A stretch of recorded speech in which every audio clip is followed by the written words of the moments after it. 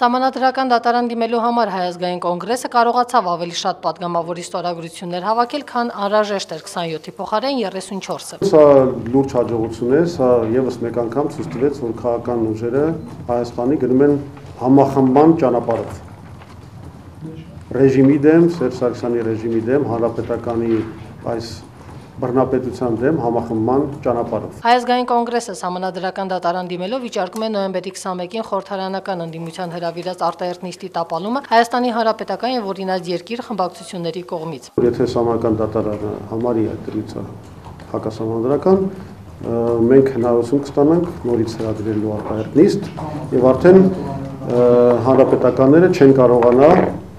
քվորումի բացակայությամբ տապալել նիստը։ Հայ ազգային կոնգրեսի ստորագրահավաքի միացել են Ժառանգություն խմբակցության բոլոր անդամները, այդ թվում ազատդեմոկրատներից Ալեքսանդր Արզումանյանն ու Խաչատուր Քոքոբելյանը, ինչպես նաև Բարգավաճ Հայաստան կուսակցության որոշ պատգամավորներ։ Մենք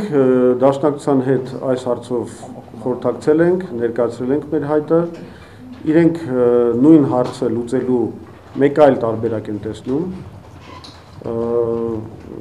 սկզբից գնալ էթիկայի հանձնաժողով, հետո նույնպես դիմել սահմանադրական դատարան։ Հայ ազգային կոնգրեսը սահմանադրական դատարան կդիմի առաջիկա օրերին տեխնիկական եւ իրավաբանական մի շարք հարցեր կարգավորելուց հետո։ Նարին Էրիցյան, Սևակ Մեսրոպյան, IPF։